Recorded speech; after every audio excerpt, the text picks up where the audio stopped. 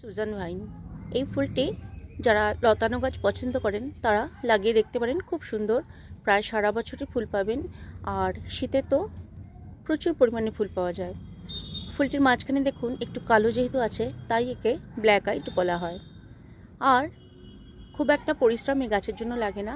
আপনারা চাইলে টবের মধ্যে এরকম করে দিতে পারেন। এছাড়া এটাকে যদি আপনাদের জায়গা থাকে আপনারা লতিয়ে উঠিয়ে দিতে পারেন। বন্ধুরা, এই গাছটি রোদে রাখবেন। যেহেতু ফুল গাছ তাই এর মোটামুটি 6-7 ঘন্টা রোদের প্রয়োজন।